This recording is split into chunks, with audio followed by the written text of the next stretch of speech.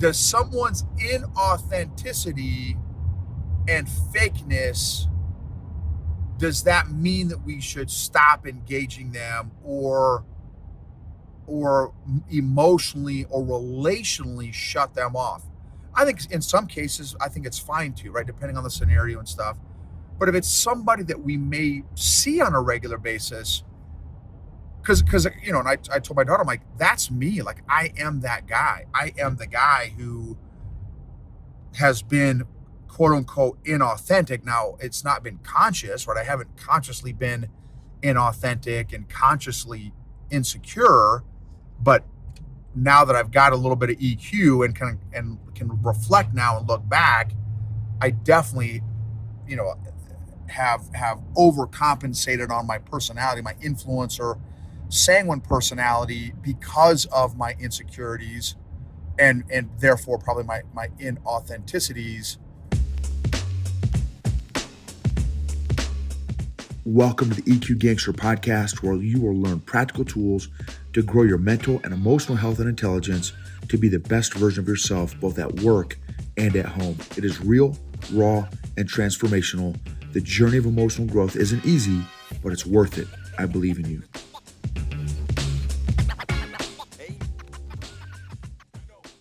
EQ Gangsters, what's up?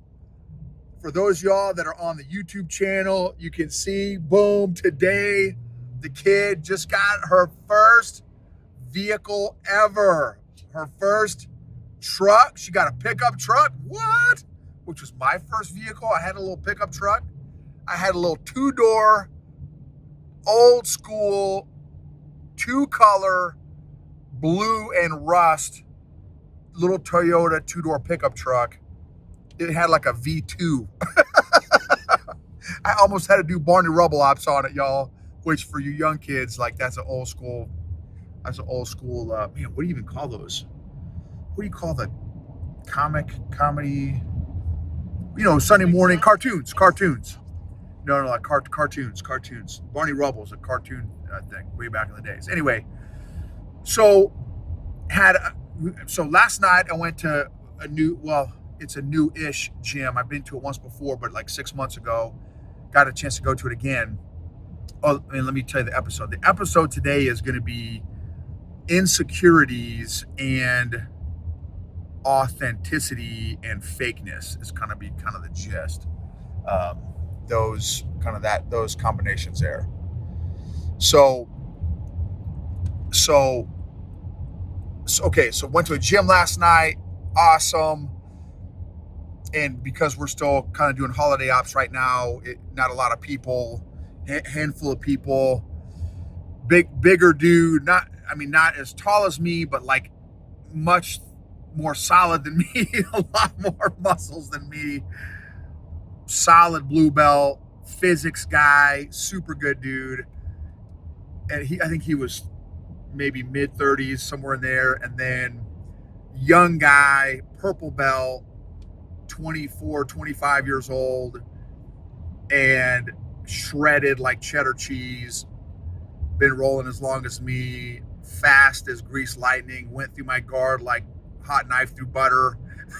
He was a machine. Anyway, and then a homeschool kid. I went up against a homeschool girl. She was kind of watching me and this other guy roll. That particular gym, I guess they're not super big fans of live rolls. I mean, they're like, hey, whoever wants a live roll, but for me, it's like that's a part of the class. Like that, like you live roll is part of the class for me, based on how I've kind of grown up in jiu-jitsu. So I'm a big believer in live rolls. Anyway, whatever. So this homeschool girl was watching. I didn't know she was homeschool. She's young kid, young girl, and watching me and this other purple belt young guy ball me up.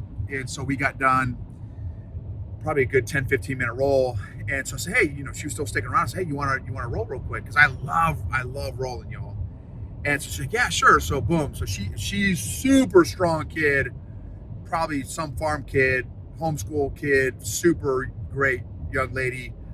Got to roll her. That was last night. So sore everywhere from my bald head is sore. My beard is sore. Like everything is sore. Then we went to another gym today, about an hour away. get great folks got balled up again by a number of folks. I love jujitsu because it's really hard to get cocky and have a big ego when it's nonstop dessert and eating humble pie. So anyway, so my daughter, she's got a lot of gifts. One of her gifts is discernment. I don't have that gift. For me as an influencer personality or a sanguine personality, for me, I start off automatically trusting everybody until someone gives me a reason to not trust them. So it's kind of innocent until proven guilty. My daughter's personality and my wife's personality is more you're guilty until you're proven innocent, right? Where it's like you have to build, which is fine, right? And there's a whole bunch of personality stuff in there that we could go into, but I'm not necessarily going to go into right now. But both my wife and my daughter's personality have the personalities where it takes a while to build trust with somebody. My personality, again, it's immediate.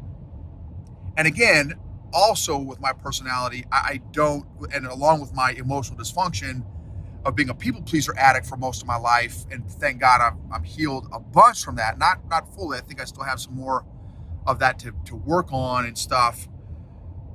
But I again, with that implicit trust, and I don't know if it goes together, it may go together, but I don't have a lot of discernment. So meaning, because I implicitly trust everybody when I first meet them, rarely, like you would have to have some serious red flags for me to throw off some red flag, right? You'd have to for the alarms to go off and my discernment to go off a lot. Like you would just about have to punch me, or I would have to actually see you steal something for me to like not trust you, which obviously there's pros and cons to that. I can build trust very, very quickly with people. People trust me very quickly. I have also gotten burned because I, have trusted people from the jump. So, whereas, again, so anyways, all that to say, so my daughter has discernment. Her personality, again, she's more cautious in relationship building and that kind of thing. Again, same thing with my wife too. They're very, they're not, my personality is like, I've got tons of homies, quote unquote homies, and a few like inner circle type, I call them tier 1 inner circle homies. But I've got, tons of, let's say, acquaintances as an influencer, and that's textbook influencer. Their personality, both my wife and my daughter, it's completely, it's different. They have like maybe 1 or 2 or 3 super tight tier 1 homies, and if they do have a tier 2, it's very, very small. Their tier 2 kind of group of homies is very small. So they have a few friends and they're super tight with, and that's kind of it. Again, me, I've got a bunch of acquaintances. Anyway, so we're having this really interesting conversation, and I haven't really thought about it in as much depth as I've been having this chat with my daughter on like, so let's see, where do I even take this? It's like, what is a showstopper for you to trust somebody, and what's a showstopper for you to stay in relationship or to want to pursue a friendship or relationship with somebody? A friendship, we'll just say friendship. That's easy language, easy grammar.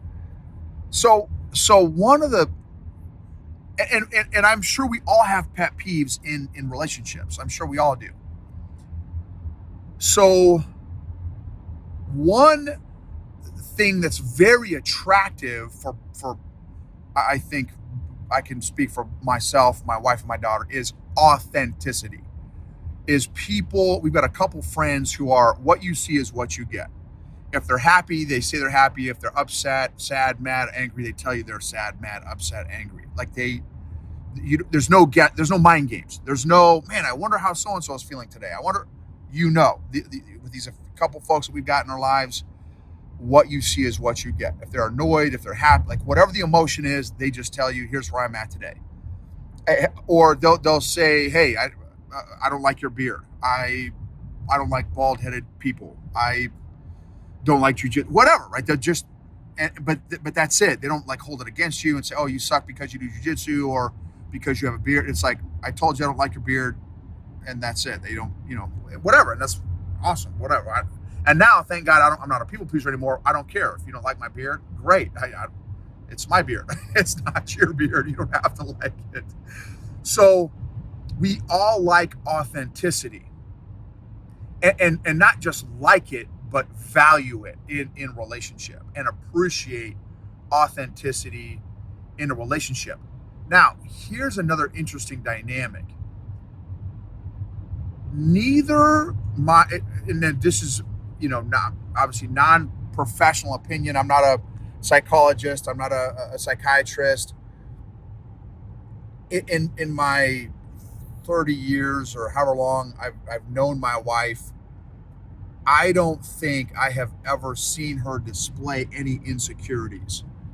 Whereas me, I've had insecurities for 4+ decades, at least, probably. And like, I have the least amount of insecurities now. And I'm not saying I probably still have some insecurities, but I have the least amount of insecurities that I've ever had in my entire life because of all the EQ work and stuff that I've done. But again, my wife, I just have not seen her to ever have any insecurities in any of her behavior or verbiage. Her words and her actions line up.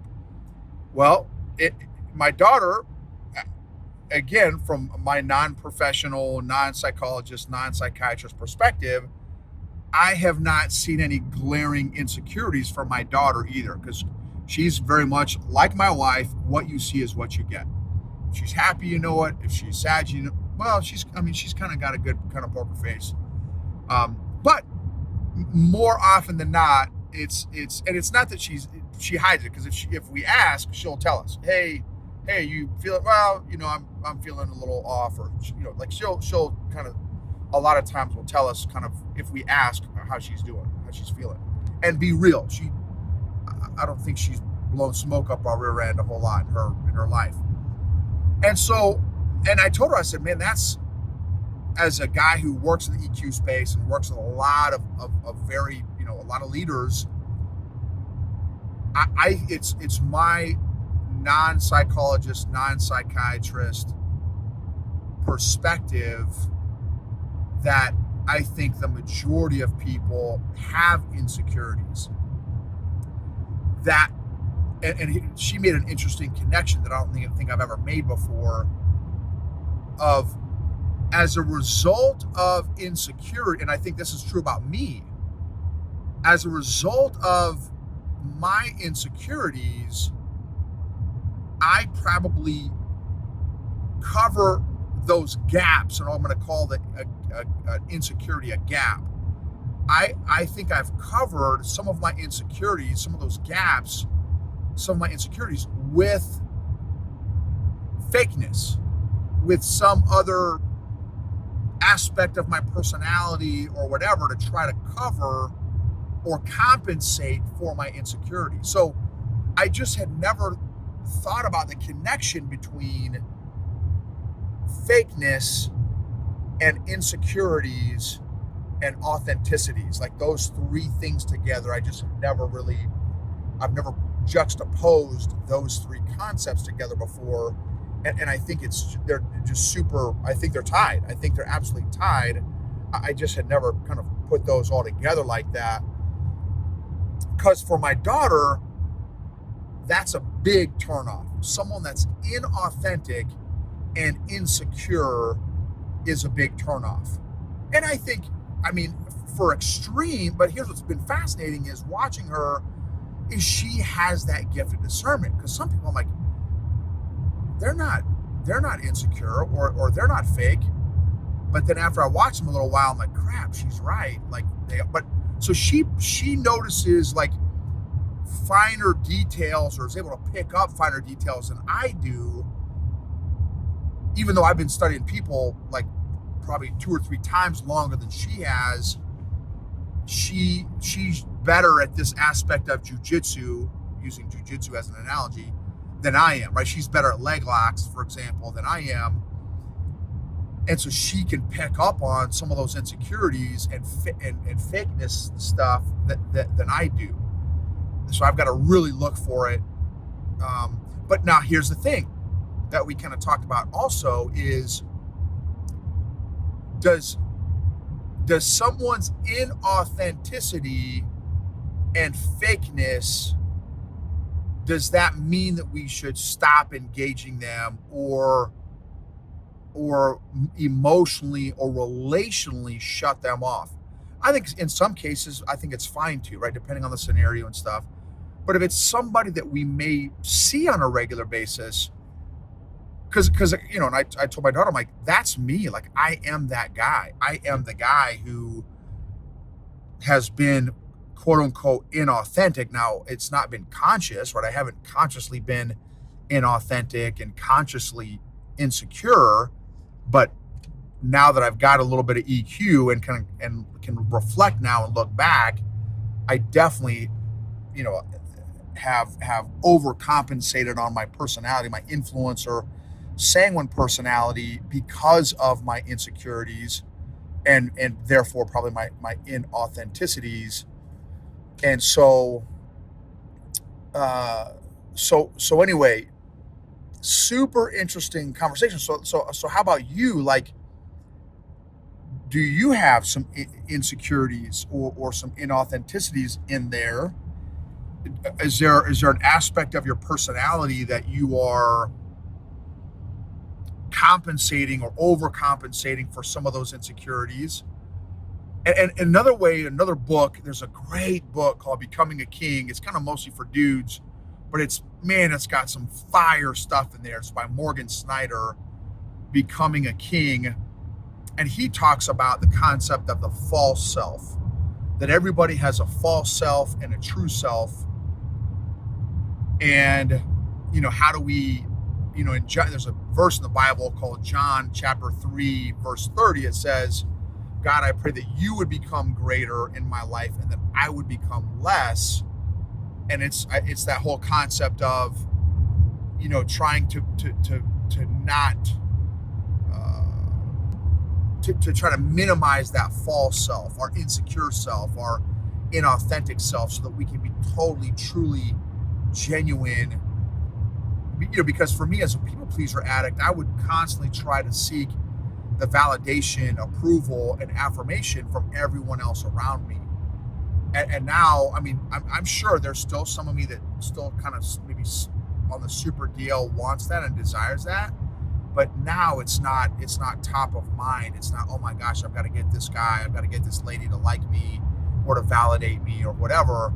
And conversely, if they're like, oh, if I can tell that they don't like me for whatever reason, I'm a big guy, I'm bald, I'm whatever, old guy, whatever, beard, they don't like me, I'm fine with that. Which again, man, pre-EQ and in full blazing people pleaser addict, that would have destroyed me.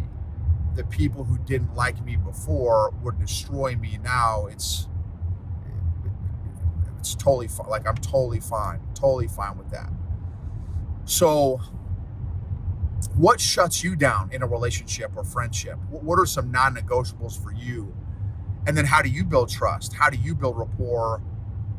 What takes away trust? What removes trust? And what's your shutdown valve? Is it inauthenticity? Is it fake? Is it someone being fake? Is it lying? Is it embellishing? Is it exaggerating? Here's another one that annoys a lot of conscientious personalities about me, is I call it my Google brain, because my brain as an influencer's brain is not very sequential and orderly. It's very disorderly, and I can go from step 1 to step 9 to step 3 to step 37 to step 5, and a conscientious brain is very sequential, very orderly, very organized, and also for D's, they're also typically can be very organized as well. And so that can be annoying to come across an influencer brain, because again, that's something I've had to work on. So anyway, just thought some really interesting conversation and relationship between authenticity, insecurity, trust, relationships, being fake or not fake, and how real are you in relationships? How truthful are you in relationships? How have you learned that stuff? That's another huge one. What percentage of what you know about relationships has actually come from emotional injuries versus healthy relationships? That's another huge monster question. I think ultimately, how can we all get healthier emotionally? How can we get healthier spiritually? How can we be more real and more present in every relationship, so we can take everybody at face value, and give everyone kind of an equal opportunity to hopefully that we show them and share with them love, and the love of Christ, and in a real powerful, salient way, that they would feel loved and valued. I call it SHUV, seen, heard, understood, and valued. Can I love someone enough, even if it's a stranger? Can I love someone enough to make them feel seen, heard, understood, and valued, even if I see and sense inauthenticity and insecurity? And that maybe somehow, by me loving them for who they are, with their good stuff and bad stuff, that may help them start their healing process and healing journey. Anyway, just wanted to share that really interesting conversation with you guys. I'm going to be chewing on that for a while, and kind of thinking about some of these questions for myself in relationships as we move into this new year. Thank you guys for being a part of this journey. If there's an episode that resonated with you, please share it with a friend or family member. Love to see your comments on YouTube, or your comments on the reviews on the different podcast platforms that you are listening on. Thank you so much. Excited to grow with you in 2024.